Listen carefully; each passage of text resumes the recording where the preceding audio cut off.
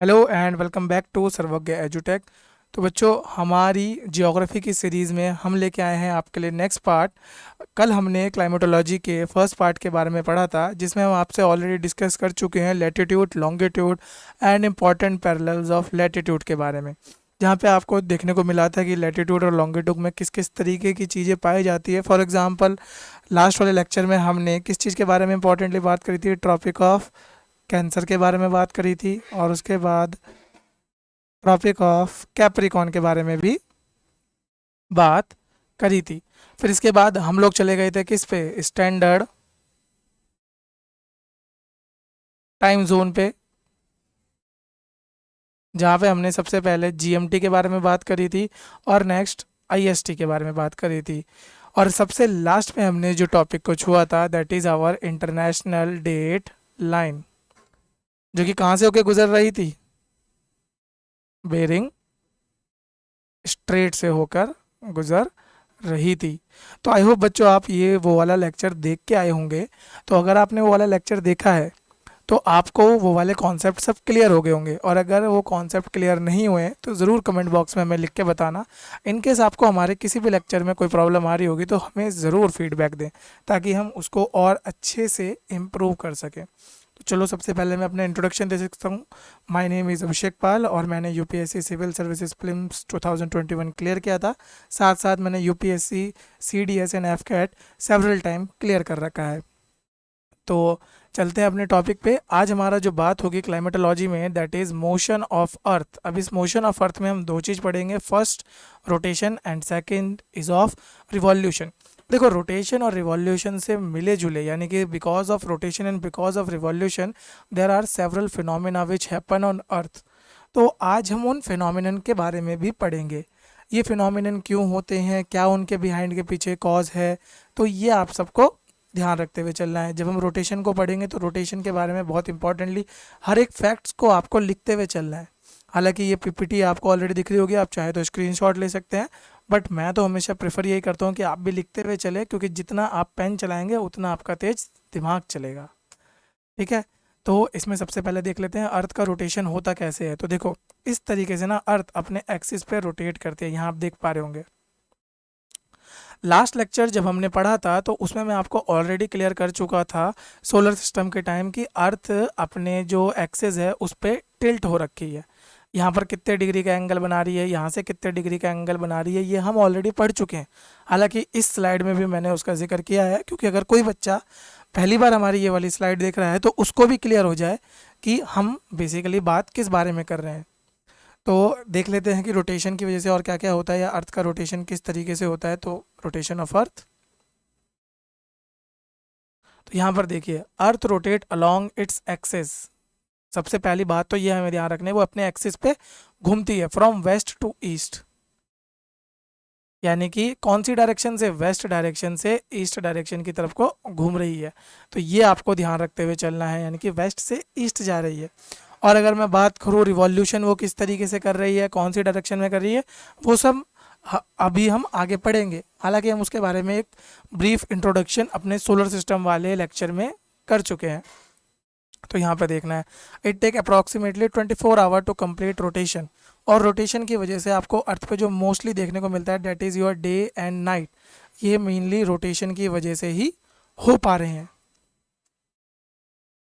तो अब रोटेशन की वजह से और क्या क्या चीज़ें हो सकती हैं। तो देखो, जब डे एंड नाइट होता है तो उसमें हमारा क्या आ जाता है, सर्कल ऑफ इल्यूमिनेशन, यानी कि कितनी रोशनी वहाँ पर है, तो वो हमें देखना होता है। तो सर्कल ऑफ इल्यूमिनेशन कैसे होता है, जैसे अगर आपने कभी देखा होगा ना वर्ल्ड क्लॉक को, अगर इस तरीके से आप देखें, मैं पूरे वर्ल्ड में आपको अगर इस तरीके से करूँ यहाँ पे, तो यहाँ की तरफ आपका क्या पड़ जाता है, अमेरिका, और यहाँ पर आपका साउथ अमेरिका साइड पड़ जाती है। ये आपका यूरोप हो जाएगा, यहाँ पे आपका अफ्रीका हो जाएगा, इधर पे इंडिया, यहाँ पे और यहाँ पे, और इस तरीके से आपका। तो इस तरीके से मान के चलते हैं, अगर फॉर एग्जांपल सुबह के बज रहे हैं 6 इन दी दिस पोर्शन, तो यहाँ पर सर्कल ऑफ इल्यूमिनेशन किस तरीके से होगा, इस तरीके से होगा, और ऐसे जाएगा वो। और धीरे धीरे ये सर्कल ऑफ इल्यूमिनेशन हमारे वेस्टर्न साइड को शिफ्ट होता रहेगा। मतलब जैसे फॉर एग्जांपल यहाँ से सन की जो पोजीशन है वो अपेरेंटली इधर की तरफ को शिफ्ट होती रहेगी, तो सर्कल ऑफ इल्यूमिनेशन भी इधर इधर को शिफ्ट होता रहेगा। जब हम बात करें अर्थ जो अपना टिल्ट पे रोटेट कर रहा है, कितना डिग्री का टिल्ट है वहाँ पर 23.5 डिग्री का टिल्ट मिलेगा। और अगर हम नॉर्मल से कंपेयर करें तो वहाँ पर 66.5 डिग्री का टिल्ट मिलेगा। अगर ये अभी क्लियर नहीं हुआ है तो 2 सेकंड रुको, एक डायग्राम देखो और फिर वो आपका प्रॉपरली क्लियर हो जाएगा। तो यहाँ पर आपको दिख रहा होगा, ये देखो इस टिल्ट की हम बात कर रहे थे, ये जो टिल्ट है ये 23 डिग्री का है। यहाँ से लेके अगर नॉर्मल, ठीक है, नॉर्मल को हम इस तरह खींचते हैं ना, तो नॉर्मल का टिल्ट हमारा कितना हो गया, 66 डिग्री का हो गया। ये है हमारा पूरा इंक्लिनेशन। तो यहाँ पर आप देख पा रहे होंगे अर्थ कैसे है, थोड़ा सा टेढ़े में घूम रही है, और इसी की वजह से ना बहुत सारे फिनोमिनन्स होंगे जो हम अभी आगे पढ़ेंगे। तो ये देखो, ये तो होगा क्या आपका सर्कल ऑफ इल्यूमिनेशन, यानी कि देखो कहाँ कहाँ पर आपकी रोशनी पाई जा रही है। ये वाला एरिया जो मैंने वहाँ पर आपको वर्ल्ड मैप में पूरा का पूरा एक्सपेंड करके दिखाया था, तो इस तरीके से होगा। देख पा रहे होंगे यहाँ पे नॉर्थ अमेरिका का थोड़ा पोर्शन में यहाँ पर रोशनी आ गई, फिर जैसे जैसे अर्थ इधर को रोटेट करेगी ये पोर्शन इधर आता रहेगा, क्लियर, और ये वाला पोर्शन बिहाइंड जाता रहेगा, जिसकी वजह से सर्कल ऑफ इल्यूमिनेशन घूमता रहता है। तो यहाँ आप एक चीज़ इंपॉर्टेंट नोटिस कर पा रहे होंगे कि आर्कटिक सर्कल की अगर आप बात करें तो आर्कटिक सर्कल पूरा का पूरा आपका क्या है, सर्कल ऑफ इल्यूमिनेशन में है। पर अभी ये भी बताऊंगा कि इस आर्कटिक सर्कल में कब होगा और अंटार्कटिक सर्कल में कब होगा। तो इस कॉन्सेप्ट को जानने के लिए बस थोड़ा सा आपको वेट करना है। नेक्स्ट चलते हैं। तो ये होता है कुछ रोटेशन के और डिफरेंट कॉन्सेप्ट्स, जैसे एक्सिस ऑफ रोटेशन देख लिया। अब देखो यहाँ पर हमने मैग्नेटिक पोल की भी बात कर लेनी है साथ साथ। जब आप ज्योग्राफिकल पोल की बात करोगे तो यहाँ पर आपका कैसा ज्योग्राफिकल पोल है, ये जो है आपका north pole, clear, north geographical pole, और ये हो जाता है क्या आपका साउथ पोल। ठीक है बच्चों, अब यहाँ पर क्या होता है, अर्थ के अंदर कुछ मैग्नेटिक प्रॉपर्टी भी आती हैं, जिसको हम, जो किस वजह से आई, वो आई है पेलियो मैग्नेटिज्म। जब हम जियोमॉर्फोलॉजी पढ़ेंगे तब मैं आपको पेलियो मैग्नेटिज्म का कॉन्सेप्ट बहुत अच्छे से समझाऊंगा। तो अभी के लिए हम ये समझते हैं कि इसमें मैग्नेट होता है और मैग्नेटिक लाइन किस तरीके से निकलती है अर्थ के अंदर से, इस तरीके से निकलती है, क्लियर। तो यहाँ पर देखो इस तरीके से निकलती है। बस यहाँ पे आपको एक चीज़ ध्यान रखनी है कि जिधर पे आपका जियोलॉजिकल नॉर्थ पोल होगा, अभी के लिए मैं बता रहा हूँ, वहाँ पर आपका क्या होगा, मैग्नेटिक साउथ होगा। ये देख पा रहे होंगे इस जगह पे, और मैग्नेटिक जो टिल्ट है वो भी अलग है। तो मैग्नेटिक टिल्ट आपका कितना है, एक्सेस ऑफ रोटेशन से 10 डिग्री ऊपर की तरफ, यानी कि अगर आप बिल्कुल एक राइट एंगल ले टू दी ऑर्बिट तो वहाँ से कितने डिग्री का टिल्ट है, 13.44 डिग्री के लगभग का आपको टिल्ट मिलेगा, किस में, मैग्नेटिक पोल में। तो यहाँ पर आप इस तरीके से समझ सकते हो कि एक मैग्नेटिक बार आपका यहाँ पर इस तरीके से रखा हुआ है अर्थ के अंदर, जिसमें कि इधर क्या है, साउथ पोल है और इधर नॉर्थ पोल है।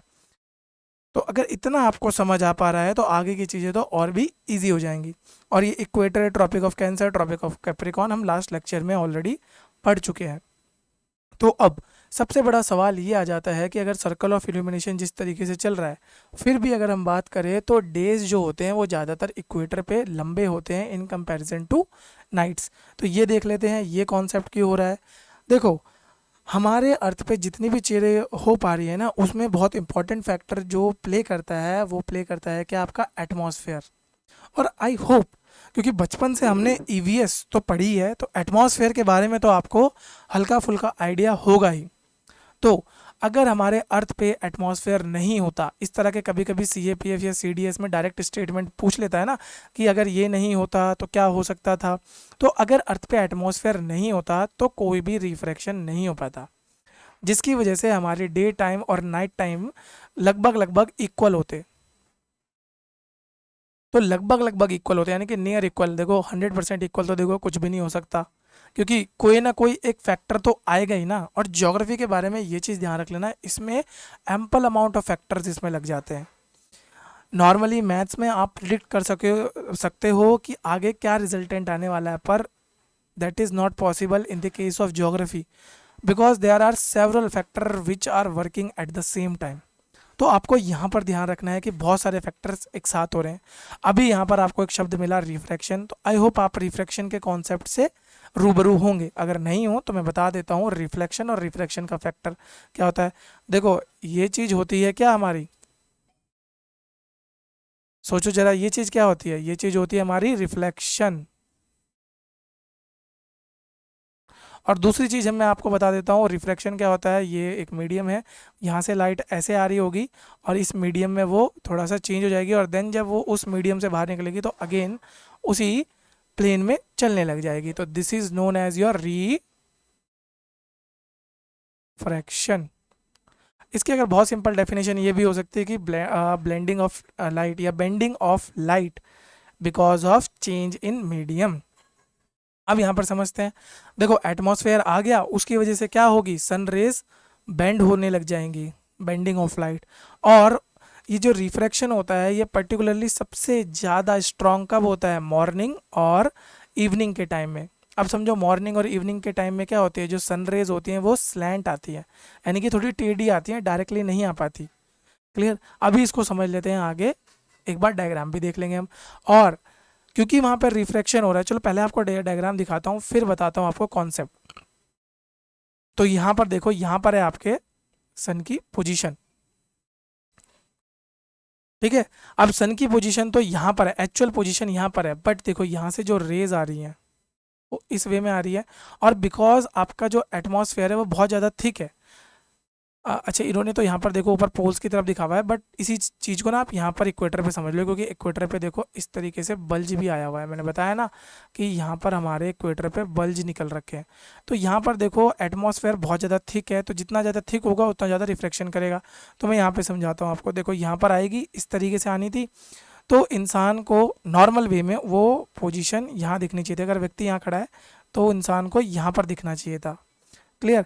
अब यहाँ पर आती है लेकिन वो इस तरीके से घूम जाती है, समझ रहे हो, रिफ्रैक्शन हो गया यहाँ पे। इस तरीके से लाइट बेंड हो गई, अब वो इस वे में आ रही है, तो इंसान को क्या लगेगा, वो तो बिल्कुल यहाँ से लाइट को सीधा मानेगा, तो उसके लिए पोजीशन यहाँ पे होगी। नहीं समझ आया, चलो दोबारा समझ लेते हैं एक बार, अच्छे से समझेंगे। कॉन्सेप्ट बहुत इंपॉर्टेंट है तो और अच्छे से समझेंगे, ठीक है। तो ये अर्थ में बना रहा हूँ, और ध्यान रखना है आपको भी ना इसी तरीके से ना डिफरेंट डिफरेंट डायग्राम से ही समझना पड़ेगा। तो सपोज कर लेते हैं ऑब्जर्वर यहाँ पे खड़ा है, क्लियर। और यहाँ पर आपका क्या है, ये इक्वेटर के आसपास बनाया मैंने। यहाँ पर आपकी अपेरेंटली पोजीशन है सन की, और देखो एटमॉस्फेयर आपका नॉर्मल वे में तो ये है, पर इक्वेटर के पास उसमें थोड़ा सा क्या आ जाता है, बल्ज आ जाता है। अब यहाँ पर समझो, देखो यहाँ से सनरेज डायरेक्टली ऐसे जानी थी आंखों में, थोड़ा बहुत रिफ्रैक्शन तो उसमें होगा, तो उसके हिसाब से जो सन होना था वो आपका यहाँ पर होना था। पर बिकॉज यहाँ से जो सनलाइट होगी वो बैंड हो जाएगी, और बैंड होके अब आंखों में आ रही है, तो यहाँ से अगर हम डायरेक्टली देखें तो हमारी जो आंखें हैं उनको ऐसा लगेगा कि सन इस पोजीशन में आ गया है, ठीक है। तो आई होप अब आपको ये क्लियर हो गया होगा। नेक्स्ट हम देख लेते हैं इसमें, लास्ट हम क्या पढ़ रहे थे। तो लास्ट हम ये देख रहे थे कि even though the actual sun is below the horizon, its apparent image would appear above the horizon due to refraction, जो मैं ऑलरेडी आपको बता चुका हूँ। और यही एक कॉन्सेप्ट होता है जो ये बना देता है कि आपके डेज थोड़े लंबे दिखने होते हैं। यानी कि अगर जो आपका सनराइज है वो शेड्यूल्ड था 6 AM को, तो आपको क्या लगने लग जाएगा कि सनराइज तो देखो 5:30 को ही हो गया। और जो इवनिंग है उसमें भी सेम कॉन्सेप्ट लगेगा, क्योंकि इवनिंग के टाइम भी वो लगभग लगभग कहाँ पर होगी, सेम पोजीशन पे आ जाएगी।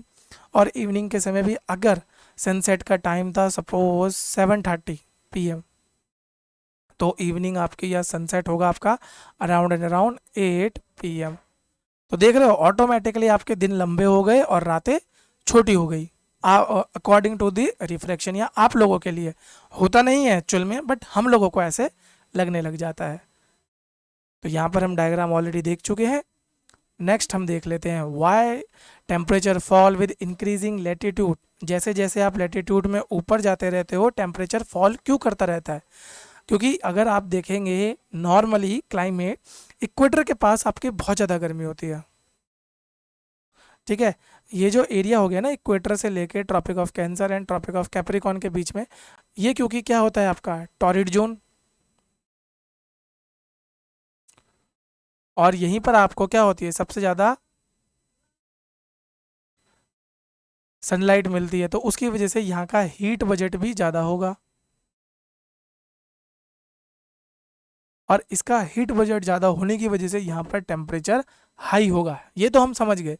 अब यहाँ पर सेकंड रीजन समझ लो, हालांकि मैंने ये लिखे हुए हैं, टेंशन मत लेना, लिखा हुआ भी मिलेगा, बट समझ लो, पहले कॉन्सेप्ट समझने पर ध्यान दो। अब यहाँ पर अगर सन है तो यहाँ तो डायरेक्टली रेज आ पा रही थी। अब टेम्परेट वाले एरिया में, यानी कि ये हो गया आपका क्या आर्कटिक सर्कल, तो ट्रॉपिक ऑफ कैंसर से और आर्कटिक सर्कल के बीच में जो हमारा क्या होता है टेम्परेट जोन, यहाँ पर जो सनरेज आती हैं वो किस वे की होती हैं, वो थोड़ी सी स्लैंटेड होती हैं, जिस वजह से वहाँ पर कम सनलाइट जा रही है और हीट बजट वहाँ पर कम होगा।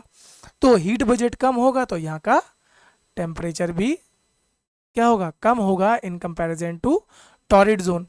और सेम अप्लाइज टू योर किसका फ्रिजिड जोन के लिए। आई होप आप ये टॉरिड जोन, टेम्परेट जोन और फ्रिजिड जोन याद कर पा रहे होंगे, लास्ट लेक्चर कल ही तो पढ़ा हमने, याद आ रहा है।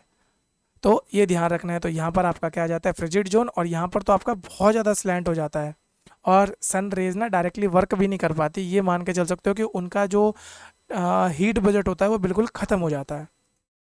तो it is one of the reason. तो यहाँ पर देख लो और क्या क्या रीज़न हो सकता है, क्योंकि हमारा जियोइड शेप है तो अर्थ की पोजीशन सन के हिसाब से एक तो उस वजह से हो जाता है। अब ये देख लेते हैं कि सन की पोजीशन के हिसाब से किस तरीके, फॉर एग्जांपल अर्थ हमारी किस तरीके से है, ये एक्सेस हो गया और यहाँ पर अर्थ इस तरीके से टिल्ट में है, ठीक है। This is your equator, this is your Tropic of Cancer and this is your Tropic of Capricorn. अब सन है यहाँ पर, तो देखो डायरेक्टली इस जगह पर तो सन की रेस पड़ जा रही हैं, लेकिन यहाँ पर आपकी डायरेक्टली नहीं पड़ पा रही हैं क्योंकि वो झुका हुआ एरिया है। अगर बात कर ले, ये हम कौन से टाइम की बात कर रहे हैं, ये हम टाइम की बात कर रहे हैं जब आपका सन होगा वो किस में, नॉर्दर्न हेमिस्फीयर में होगा। क्लियर। अगर सदर्न हेमिस्फीयर की बात करें तो सदर्न हेमिस्फीयर में देखो किस तरीके का हो जाएगा, सेम पोजीशन। बहुत से बच्चे ना जो मैं डायग्राम बना रहा हूँ ना इसमें हमेशा कंफ्यूज रहते हैं, आप लोग मत होना, जो मैं बना रहा हूँ वही याद रखना। एक सेकेंड, चलो छोड़ो, इतना तो चलता है। अब देख पा रहे हो जब सन नॉर्थ हेमिस्फीयर में है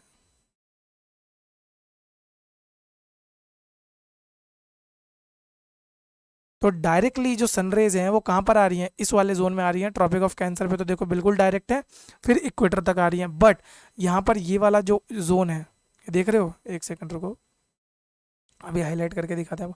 ये वाला जो एरिया है, ठीक है, ये वाले एरिया में तो सनरेज जा ही नहीं पा रही।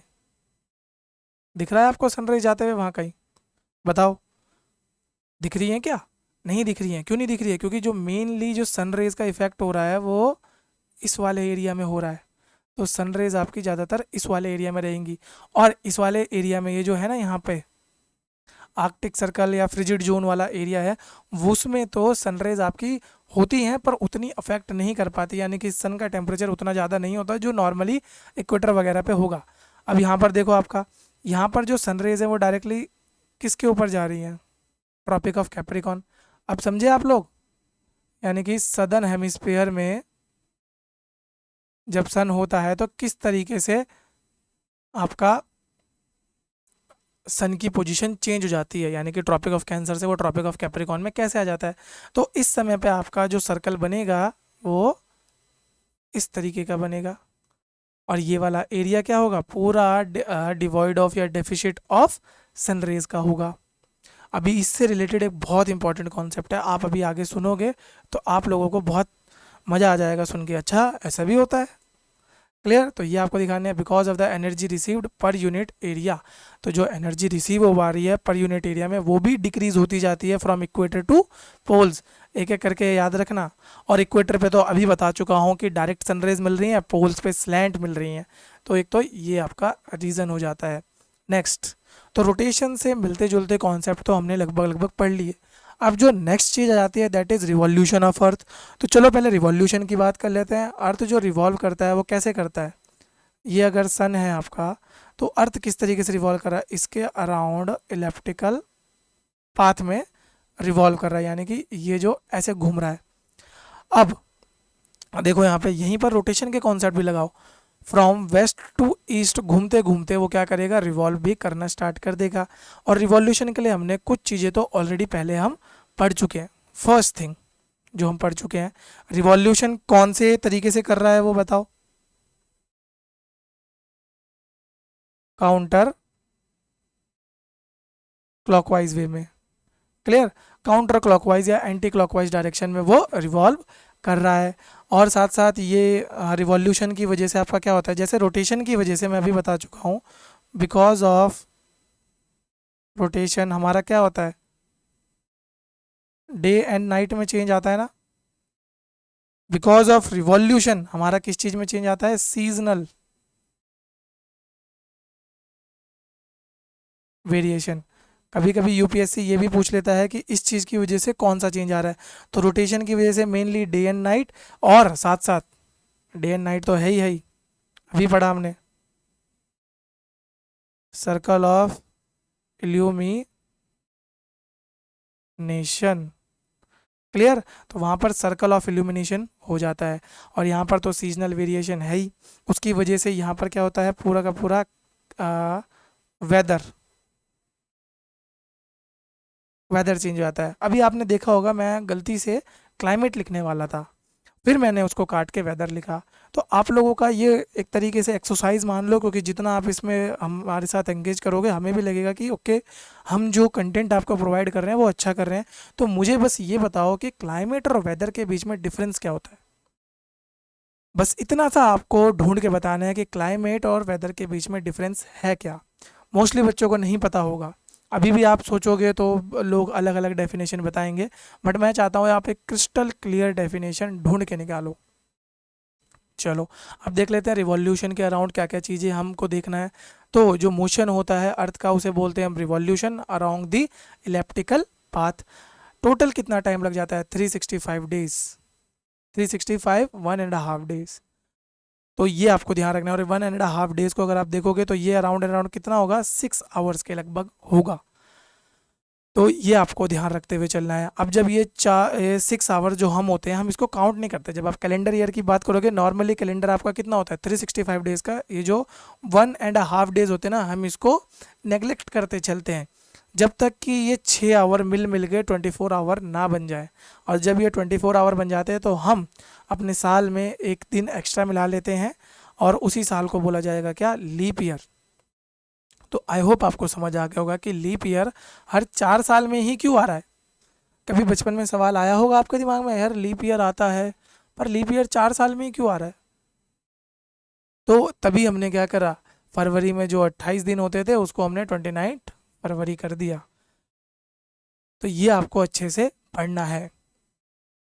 अब रिवॉल्यूशन में देख लेते हैं और क्या क्या चीज़ें होती हैं। हालांकि ये डायग्राम मैं आपको पहले भी दिखा चुका हूँ। अब रिवॉल्यूशन में यहाँ पर देखो सन है, ठीक है, सन की पोजीशन है, एक सेकेंड, सन की पोजीशन है।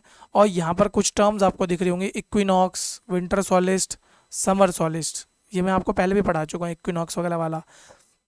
अगर आपको ये कॉन्सेप्ट क्लियर है तो बहुत बढ़िया, नहीं क्लियर है तो बस ब्रीफ ओवरव्यू दूंगा, क्योंकि इसको अच्छे से एक्सप्लेन मैंने अपनी प्रीवियस वीडियो में मैं ऑलरेडी कर चुका हूँ। अगर आपको देखना है तो एस्ट्रोनॉमी के पार्ट 2 में आप ही जाके देखिए, वहाँ पर आपको ये पूरा का पूरा कॉन्सेप्ट अच्छे से समझा रखा है मैंने। तो ये सन की पोजीशन है। यहाँ पे देखो इक्विनॉक्स पे होता क्या है, इक्विनॉक्स पे जब सन एग्जैक्टली ओवरहेड होगा, कहाँ पर, इक्वेटर पे, तभी तो इसको इक्विनॉक्स बोल रहे हैं। Equinox mean sun is overhead. Overhead मतलब बिल्कुल सर के ऊपर तपतपाती धूप, ओवरहेड ओवर इक्वेटर। और जब आप समर सॉलिस्ट की बात करोगे तो समर सॉलिस्ट में आपका सन की जगह होगा, ये देख पा रहे हो सन की डायरेक्ट रेज कहाँ पर पड़ रही है, ट्रॉपिक ऑफ कैंसर। और विंटर सॉलिस्ट में देखो सन की डायरेक्ट रेज कहाँ पड़ रही है, ये वाली, ठीक है, ये पड़ रही है आपकी ट्रॉपिक ऑफ कैप्रिकॉर्न। तो ये अच्छे से ध्यान रखना है। और इक्विनॉक्स आपका साल में 2 बार आता है,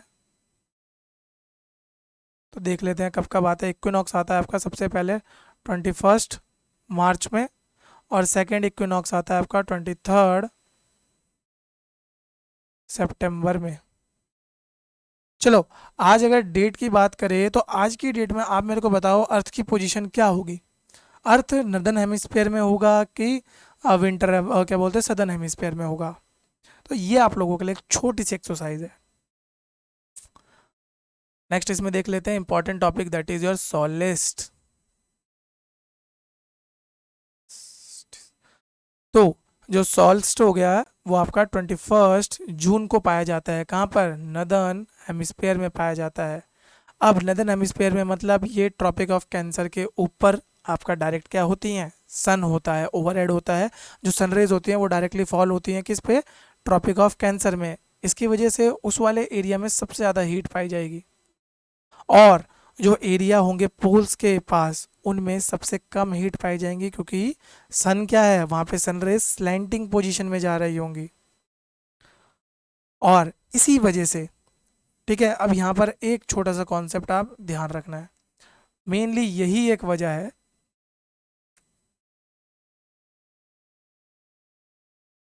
जिस वजह से आपका जो आर्कटिक सर्कल है, ठीक है, आर्कटिक सर्कल और अंटार्कटिका सर्कल, इसके अंदर जितनी भी जगहें आती है वहाँ पर 6 मंथ के लिए, ये ध्यान रखना, 6 मंथ के लिए। फॉर एग्जाम्पल अगर यहाँ पर ये समर चल रहा है और समर सॉलिस्ट होने का मतलब जो सन है वो कहाँ पर है? सन इज इन नॉर्थ हेमिस्फीयर। तो सन कहाँ पर आपका? नॉर्थ हेमिस्फीयर में है। उस वजह से 6 मंथ के लिए पूरा का पूरा डार्कनेस होगी कहाँ पे? अंटार्कटिक सर्कल में। और 6 मंथ के लिए इल्यूमिनेशन होगा कहाँ पर? आर्कटिक सर्कल में। बस इतना सा ध्यान रखना है।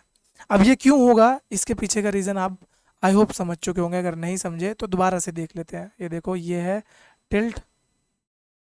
आई थिंक मैंने ज़्यादा टिल्ट कर दिया, बट चलो, ये आपका इक्वेटर है। थोड़ा सा समझने के लिए ही तो चाहिए हमें। और ये सन है, तो सन की पोजीशन अभी ये है आपकी।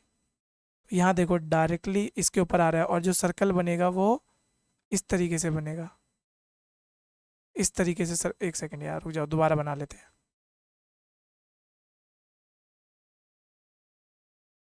हाँ, अब दोबारा बना लेते हैं और देख लेते हैं। तो ये हो गया आपका क्या? Tropic of Cancer. ये हो गया आपका इक्वेटर। अब ये जो सन है, सनरेज आपकी इस वे में जाएंगी, ठीक है, सर्कल ऑफ इल्यूमिनेशन। तो यहाँ पर आप देख पा रहे हो ये जो अंटार्कटिक सर्कल है यहाँ पे, ये पूरा तो डार्कनेस वाले एरिया में आ गया। यहाँ तो सनरेज जाएंगी ही नहीं। अब क्यों नहीं जाएंगी वो भी समझ लो। अगर ये पूरा का पूरा रोटेट करेगा भी तो भी देखो ना, अगर इसको इस टिल्ट पे घुमाओ, आप सोचो, घुमा के देखो, अपने दिमाग में इमेजिन करो, अगर इसे रोटेट कर भी रहे हो, कितना भी रोटेट कर लो, सनरेज यहाँ तक तो पहुंचेंगे ही नहीं ना, जब तक सन अपनी पोजीशन यहाँ ना ले आए। ठीक है, ये समर सॉलिस्ट की बात कर रहा हूँ। अगर सेम हम विंटर सॉलिस्ट की बात करें तो विंटर सॉलिस्ट में क्या होगा?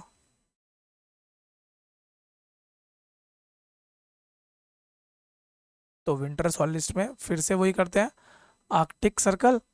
और मैं ये उम्मीद कर रहा हूँ कि आप भी मेरे साथ इतनी ही मेहनत करके और लिख रहे होंगे। अब यहाँ पर देखो, डायग्राम देख लेते हैं पहले। ये हो गई सन, सूर्यदेव, जिनकी वजह से आज अर्थ पे इतना कुछ पॉसिबल हो पा रहा है। और ये हो गया क्या? टिल्ट।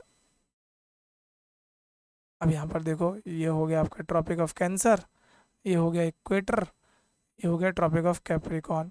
तो यहाँ पर देखो direct sunrays over the Tropic of Capricorn. अब यहाँ पर सर्कल ऑफ इल्यूमिनेशन बनेगा तो किस तरीके से बनेगा? इस तरीके से बनेगा। ये हो गया क्या आपका अंटार्कटिक सर्कल, और ये हो गया आर्कटिक सर्कल। तो यहाँ पर आप कितना ही इसको रोटेट कर लो, यहाँ पे आर्कटिक सर्कल में इल्यूमिनेशन आना ही नहीं। तो विंटर सॉलिस्ट में तो 6 मंथ डार्क रहेगा आपका। और सेम कॉरस्पॉन्डिंगली अंटार्कटिका में क्या होगा? 6 मंथ इल्यूमिनेशन रहेगा आपका। तो आई होप आप ये क्लियरली समझ गए होंगे। नहीं समझे तो दोबारा से एक बार इसको देख लेना, ठीक है, रिवाइंड कर लेना, अच्छे से मैंने समझाया है। अगर आप अभी एक बारी में नहीं समझ पाए, कोई नहीं, दोबारा देखो, 3 बार देखो। देखो रिवीजन में कोई पैसा तो लग नहीं रहा है, उल्टा फ़ायदा ही होना है। और यूपीएससी का तो यही कहना है, या यूपीएससी के जितने भी एस्पिरेंट हैं वो तो यही बोलते हैं कि जितना आप रिवीजन करके जाओगे एग्ज़ाम में उतना अच्छे आपके नंबर आएंगे, क्योंकि ज़्यादा पढ़ने का गेम नहीं है। समझो इस बात को, ज़्यादा पढ़ना नहीं है, कम पढ़ो, लेकिन उसको ऐसा पढ़ो कि वो उसका ए से लेके जेड तक आपको पूरा याद हो। अगर आप ज्योग्राफी पढ़ रहे हो, पूरी पढ़ो, पर ज्योग्राफी में जितना भी पढ़ा है उसको कम से कम 2 बार रिवाइज करके जाना। पॉलिटी पढ़िए, कम से कम 3 बार रिवाइज करना। हिस्ट्री पढ़िए, कम से कम 3 बार रिवाइज करके जाना। इकोनॉमिक्स पढ़ी है, पहली बात तो पढ़ना मुश्किल है, तो उसके लिए कोई अच्छी आपको सीरीज़ देखनी पड़ेगी, मतलब ऑनलाइन। तो अगर वो नहीं मिल रही है, कोई नहीं, थोड़े दिन वेट करो, सर्वज्ञ एजुटेक लेके ही आएगा आप लोगों के लिए इकोनॉमिक्स की सीरीज़ भी। ठीक है, सबसे पहला तो टास्क ये हो जाएगा कि अच्छी एक इकोनॉमिक्स की वीडियोस ढूंढना। अगर मिल गई तो उनको एक बार देखना, और एक बार देख ली तो उनके नोट्स बना के रिविज़न करना। और रिवीजन आप अपने नोट से जितना अच्छा कर पाओगे उतना बढ़िया होगा आपके लिए एग्ज़ाम के लिए, क्योंकि एग्ज़ाम में और कुछ याद नहीं आएगा, जितना रिवाइज करा होगा ना, जितना आपके फिंगर टिप्स पे होगा वही याद आने वाला है। तो ये ध्यान रख लेना।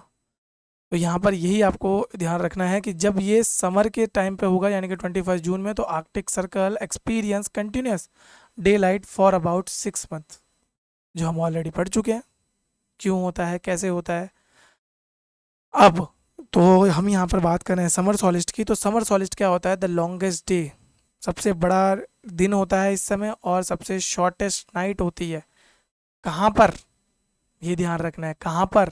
इन दी नॉर्थ हेमिस्फेयर। हालांकि हम बेसिकली यही मान के चल रहे हैं कि यही सबसे बड़ा दिन होता है। यस, होता है, मना नहीं कर रहे हैं, होता है, पर सिर्फ कहाँ पर? नदर्न हेमिस्फेयर में। क्योंकि अगर आप सदर्न हेमिस्फेयर के सबसे बड़े दिन की बात करोगे तो वो कौन सा होगा? जब विंटर सॉलिस्ट होगा। ठीक है, जब विंटर सॉलिस्ट होगा तो that is the biggest day in the southern hemisphere. तो ये आपको ध्यान रखना है। अच्छा, एक चीज इसमें छूट गई, एक सेकंड एक सेकंड, ये देखो, in winter season there the nights are longer. हाँ, ये आपको देखना है, इन विंटर सीजन देयर, ये सदर्न हेमिस्फेयर की बात कर रहे हैं। The nights are longer than the days. तो अगर आप समर सॉलिस्ट में सदर्न हेमिस्फेयर की बात करें तो वहाँ पर विंटर सीजन होगा, पहली बात तो। सेकंड चीज़, नाइट्स जो होंगी वो बहुत ज़्यादा लंबी होगी इन कंपैरिजन टू डेज। तो ये आपको अच्छे से याद रखना है। फिर हम आ जाते हैं किस पे? विंटर सॉलिस्ट पे। तो ये होता है आपका 22 दिसंबर। इस समय ट्रॉपिक ऑफ कैप्रिकॉर्न सबसे ज़्यादा डायरेक्ट सनरेज लेता है, और साउथ पोल होता है वो किसकी तरफ टिल्ट हो जाता है? सन की तरफ टिल्ट हो जाता है। तो यही आपको ध्यान रखना है। और सदर्न पोर्शन का सबसे बड़ा दिन 22 दिसंबर को आता है। अब इंडिया कौन से हेमिस्फेयर में पड़ता है, जरा ये बताओगे? अरे बहुत बच्चों वाला सवाल है यार, मतलब आप लोगों के दिमाग में लगा, सर क्या पूछ रहे हो, कुछ तो टफ पूछो।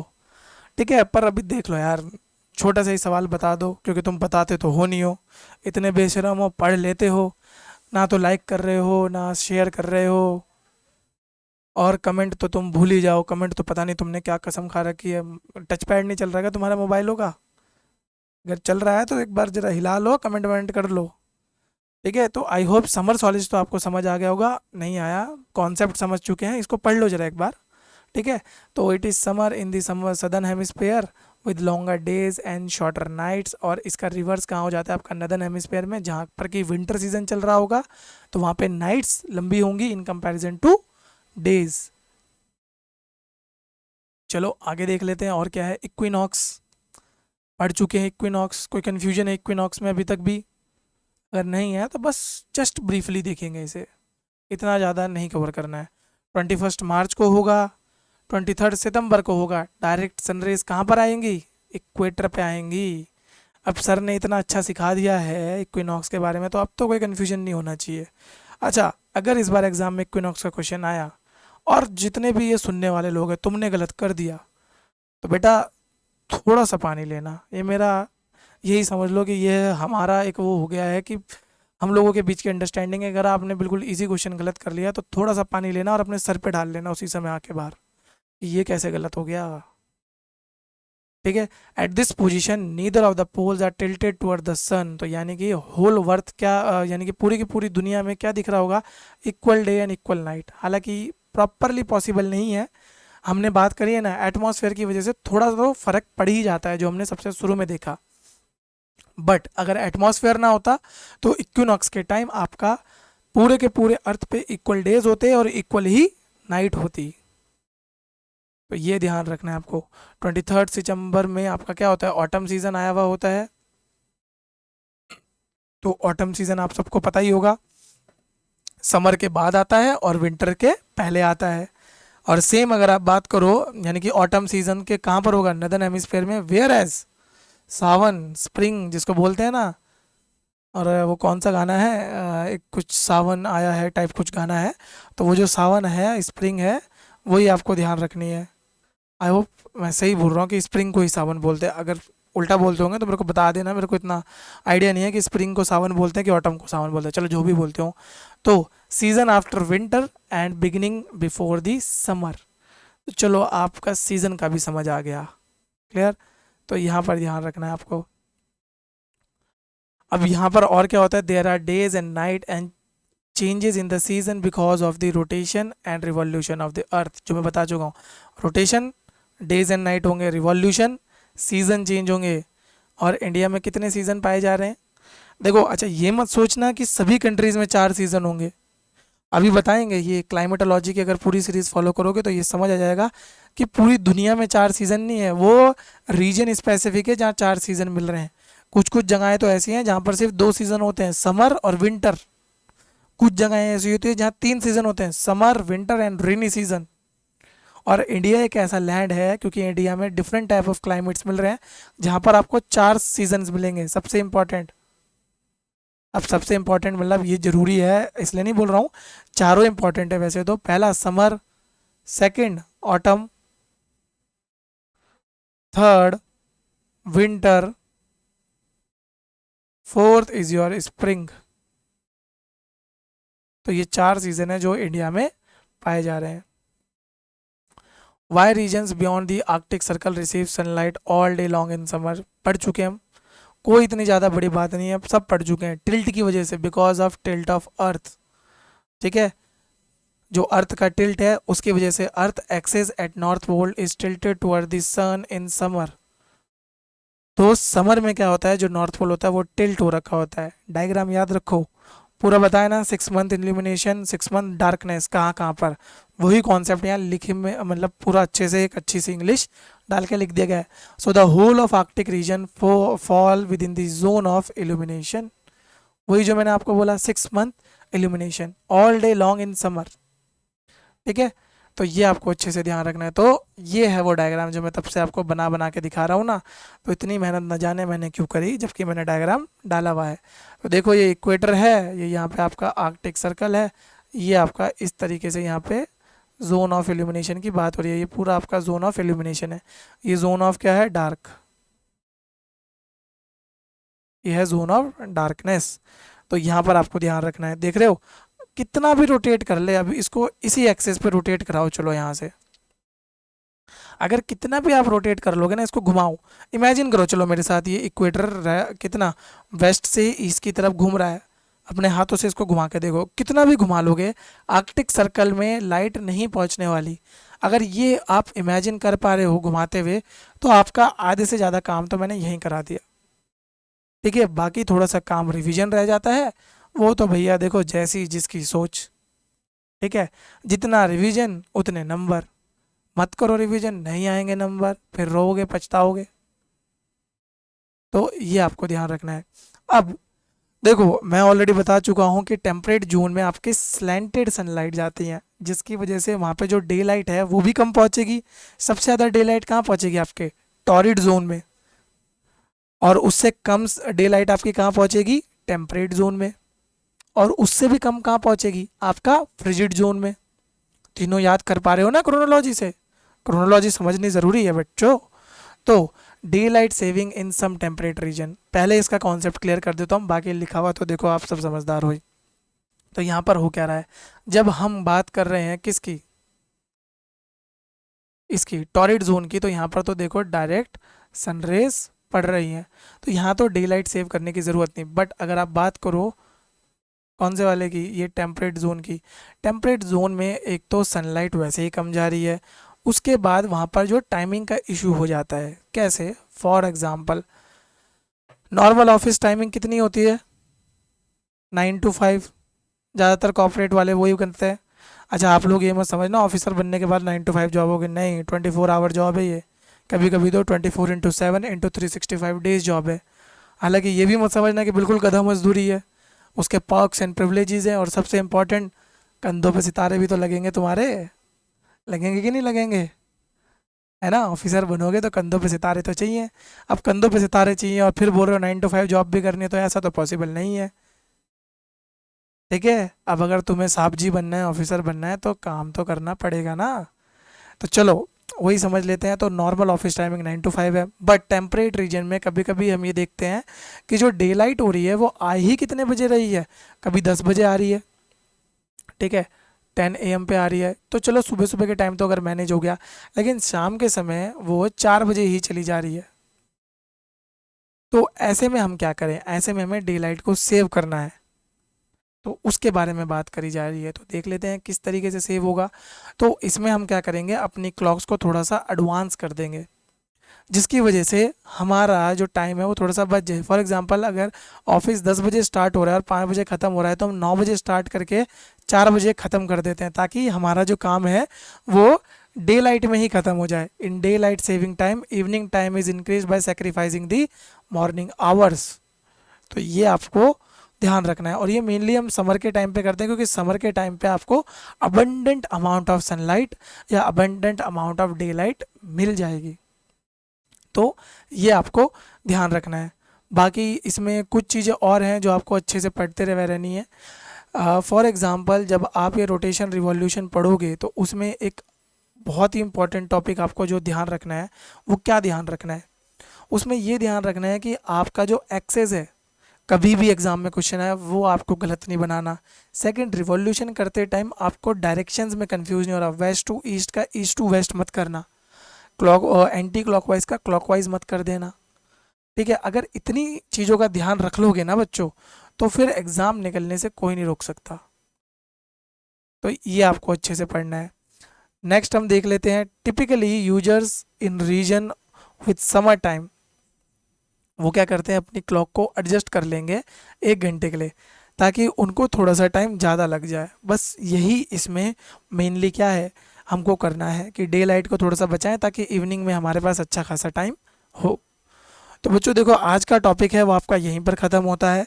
आई होप आपको हमारी ये जो ज्योग्राफी की सीरीज़ है ये बहुत पसंद आ रही होगी। अगर पसंद आ रही है तो लाइक करना है, सब्सक्राइब करना है, शेयर भी करो। ठीक है, जितना शेयर करोगे यूट्यूब के एल्गोरिदम से, उतनी हमें हेल्प मिलेगी और ज़्यादा बच्चों तक पहुंचने में, और जितने ज़्यादा बच्चों तक हम पहुंच पाएंगे उतना अच्छा और उतना इम्प्रूव कंटेंट आप लोगों के लाएंगे, क्योंकि हमें भी तो मोटिवेशन मिलेगा ना कि भैया हमें बच्चों के लिए कुछ करना है। ठीक है, तो ये आप लोगों को ध्यान रखना है। तो लाइक करना, सब्सक्राइब करना, शेयर करना, और मिलते हैं आपसे अगली वीडियो में। और अगली वीडियो हमारी बहुत ही जल्दी आएगी। हाँ, बीच में हम थोड़ा सा टाइम में 2-3 दिन का गैप हो गया, बट हम ट्राई करेंगे कि अब हम रेगुलर रहें, ताकि आप लोगों को कोई दिक्कत ना हो पाए। तो थैंक्स अ लॉट बच्चों, तो मिलते हैं अगली वीडियो में।